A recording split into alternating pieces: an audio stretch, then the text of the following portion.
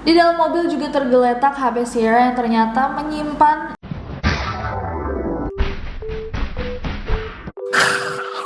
Hey guys, it's Nessie and welcome back to Neror. Hari ini kita akan membahas satu kasus yang lagi cukup viral nih di media sosial, especially di TikTok. Walaupun kasus yang satu ini terjadi di 2021. Mungkin ada beberapa akun besar yang sekali lagi menceritakan atau nge-share tentang ceritanya, makanya mulai booming lagi. Tapi nggak apa-apa, ini waktu kejadian juga banyak banget di request, tapi kita belum sempat buat di Neror. Jadi malam ini kita akan membahas bersama-sama kasusnya Sierra Halseth dan Aaron Guerrero.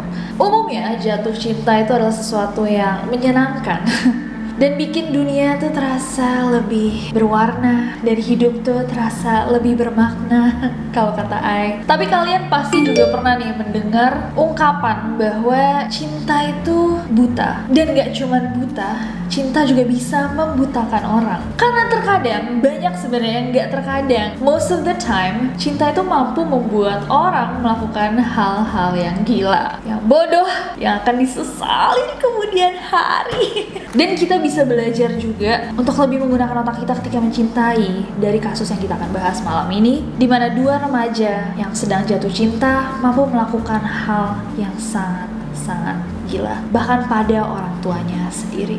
So malam ini di Neror kita akan bersama-sama membahas tentang kasusnya Sierra Halseth dan Aaron Guerrero. So without any further ado, stop senyum-senyum, cause shit's about to go down.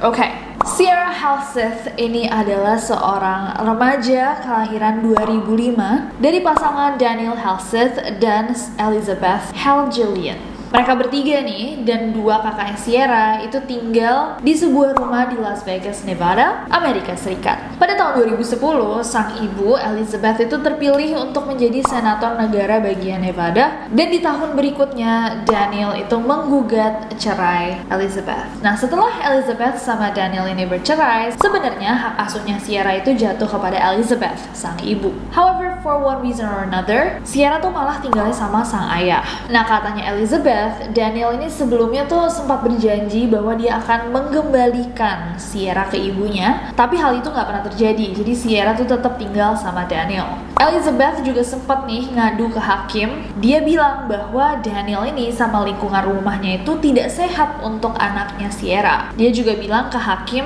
bahwa sang ayah si Daniel ini suka ngedoktrin putrinya Sierra tuh dengan hal-hal buruk tentang ibunya. Bilangin kayak, ibu kamu tuh kayak gini, mama kamu tuh kayak gitu tahu. Sampai hubungannya Elizabeth sama Sierra tuh jadi nggak baik. Bahkan Elizabeth tuh sampai bilang, aku mau anakku kembali, aku mau dia untuk sehat lagi secara emosional dan mental, spiritual, fisik. Aku mau yang terbaik untuk dia. Dia tuh emang berhak untuk mendapatkan kehidupan itu. Sebaliknya, Daniel, sang ayah tuh bilang ke hakim kalau perkataannya si Elizabeth tuh semua salah, bohong, mengada-ngada. Daniel juga mengatakan bahwa Sierra tuh memang seharusnya tinggal sama dia aja karena lingkungan ibunya si Elizabeth ini toksik dan berpotensi membawa pengaruh buruk buat Sierra. Pokoknya dua orang ini saling nyalahin satu sama lain dan rebutan hak asuhnya Sierra. Akhirnya, sang hakim pun memutuskan bahwa mereka ini harus berbagi Sierra secara adil.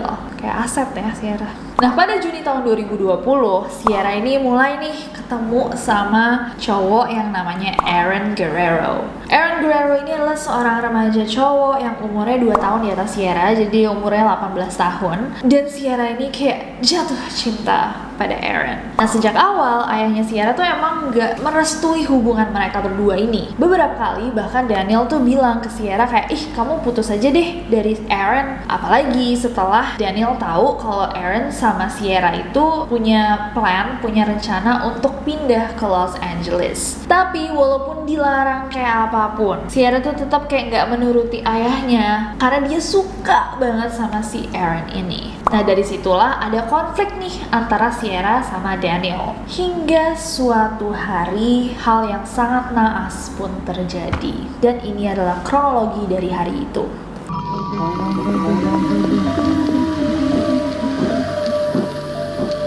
Jadi pada suatu hari, tanggal 8 April tahun 2021, neneknya Sierra, Christine Halseth, itu mengirimkan sebuah SMS lah, text, ke Sierra yang menanyakan kabarnya Daniel. Karena si nenek Christine ini beberapa kali mencoba untuk telepon anaknya, si Daniel, tapi kok nggak ada yang jawab. Di SMS lah Sierra, "Hey Sierra, aku tuh mencoba untuk menghubungi papa kamu. Di mana dia? Nggak ada jawaban nih. Jadi aku meninggalkan pesan dan juga minta dia untuk telepon aku." Sierra pun membalas, "Iya nih, handphonenya papa itu lagi bermasalah. Tapi dia nggak apa-apa kok. Besok malam juga kayaknya handphonenya udah selesai dibenerin. Nggak usah cemas." Dibalas lagi nih sama nenek, "Oh, terima kasih ya udah membalas. Dona tuh cemas banget kemarin. I love you," gitu, kata si nenek. Nenek juga kirim pesan dari Dona, ini di forward dari Dona. "Tolong dong tanyain Sierra apakah dia lagi pegang komputernya. Sierra, tolong dong respon apakah ayah kamu lagi megang komputernya, karena kami benar-benar harus dengar dari dia." Nah, itu nggak dibalas sama sekali sama Sierra. Sampai keesokan harinya pada 9 April tahun 2021, Christine ini masih saja belum dapat bahasan nih, dan juga nggak ditelepon-telepon sama Daniel. Padahal menurut Christine, Daniel tuh langsung tanggap gitu kalau misalkan ditelepon atau ditanyain, dia selalu cepet balasnya. Kalaupun dia lagi nggak pegang handphone, pasti nanti dia begitu pegang handphonenya, dia langsung telepon balik. Nah, karena nggak yakin juga sama jawabannya Sierra, karena pesan-pesan yang setelah Sierra balas itu udah nggak dibalas semua kan, Christine lalu menghubungi salah satu temannya Daniel, namanya Peggy, dan Christine bilang sama Peggy, "Boleh nggak tolong dong ke rumahnya Daniel sama Sierra dan lihat apakah mereka baik-baik aja." Bersamaan dengan Peggy nih, mereka berdua, jadi Christine, sang nenek, sama Peggy, temannya Daniel ini, jalan ke rumahnya Daniel. Christine itu di jalan masih mencoba berkali-kali untuk menghubungi Daniel, tapi tetap aja Sierra sama Daniel nggak ada yang balas sama sekali. Bersama dengan Peggy, on the way ke rumahnya Daniel sama Sierra, Christine tuh tetap mencoba menghubungi Sierra sama Daniel. Daniel tetap nggak balas-balas. Sementara Sierra tuh sempat balas begitu dibilangin, "Peggy kayaknya mau datang deh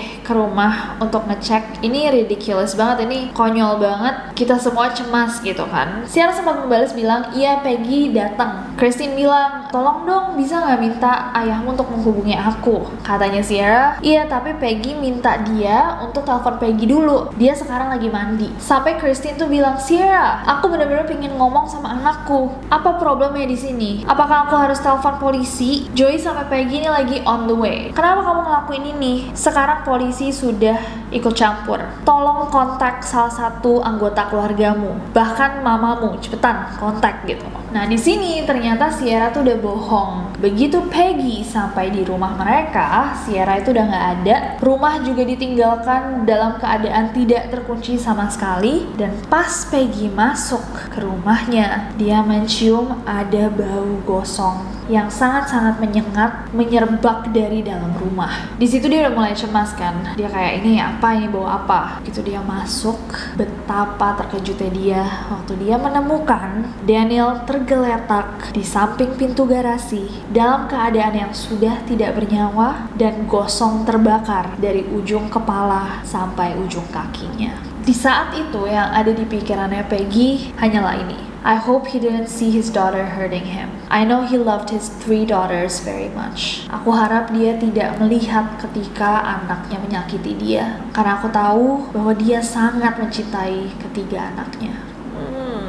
Sedih banget. Peggy lalu menghubungi polisi dan melaporkan kondisi rumahnya. Sesampainya polisi di rumah Daniel, mereka sama terkejutnya sama Peggy ketika mereka menemukan pemandangan ini di sana. Polisi juga menemukan di TKP beberapa barang yang diduga sebagai murder weapon dan bukti-bukti penguat lainnya seperti gunting, beberapa pisau, gergaji kayu, gergaji mesin, lighter fluid, bekas darah, dan tisu. Dari hasil olah TKP, polisi menduga kuat bahwa pelakunya kemungkinan besar adalah pembunuh amatir, bukan profesional. Polisi dan investigator juga melihat adanya upaya dari si pelaku untuk membersihkan bekas-bekas kejadian seperti darah dan sidik jari, tapi kayak kelihatan banget amatir karena kayak di tengah-tengah prosesnya tuh ditinggal aja gitu. Kayaknya mereka panik terus kayak, ini nggak bisa, udahlah tinggalin aja, karena masih banyak banget yang bisa ditemukan gitu di situ.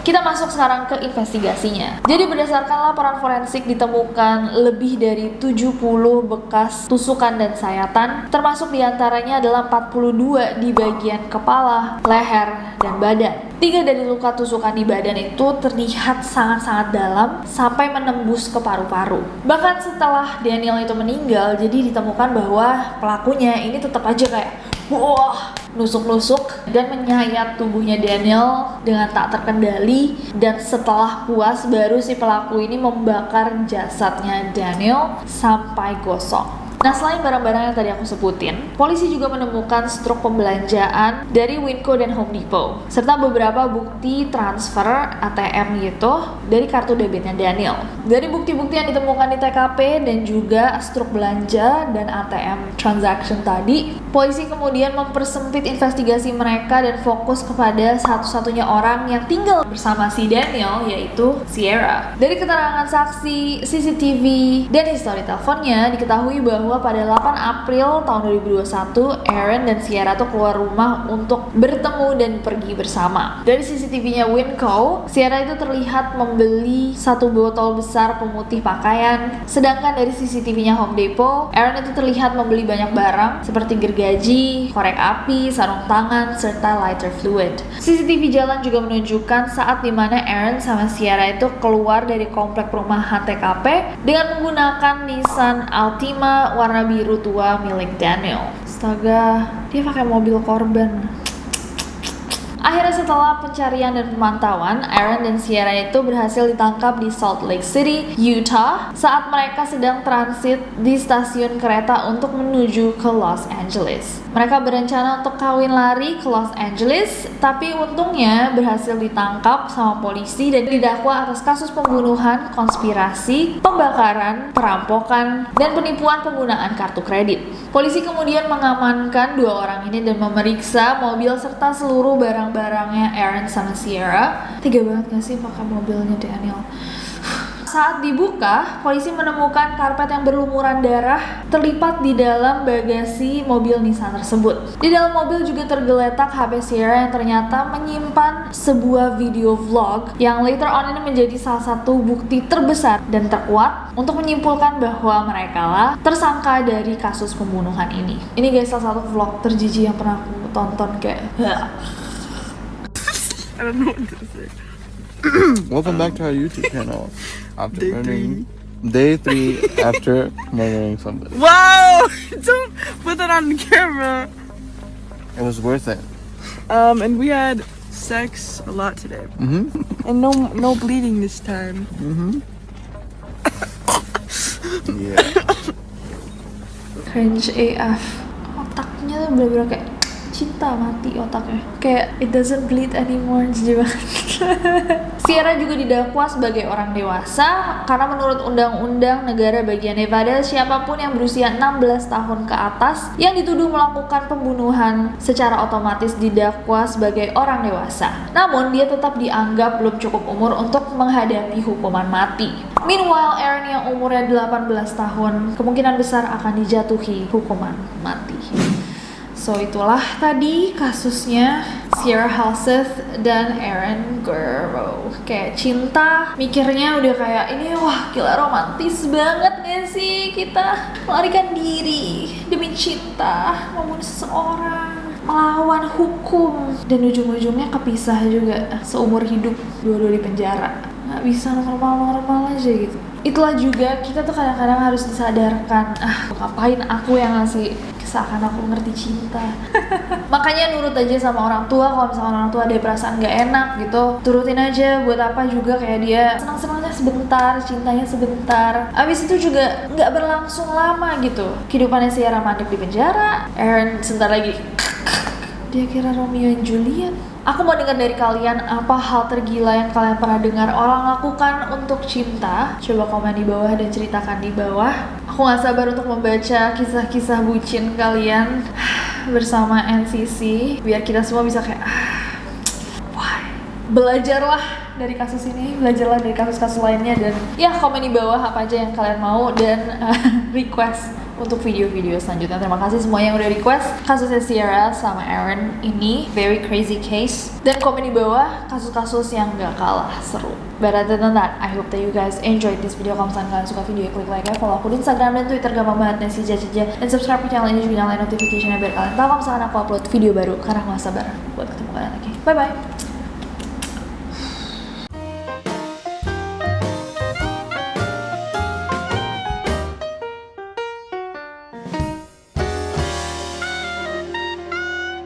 Cinta ini bah. Kadang-kadang tak ada logika. I can see you guys laughing there. Aduh, awan. Hey guys, nggak pakai mikrofon lah kita di sini. Dan nggak cuman buta, cinta juga bisa membutakan orang. Apa bedanya? Apa? Yang akan disesali di kemudian hari. Iya kan Yuna? Menggunakan otak kita dalam jelek banget.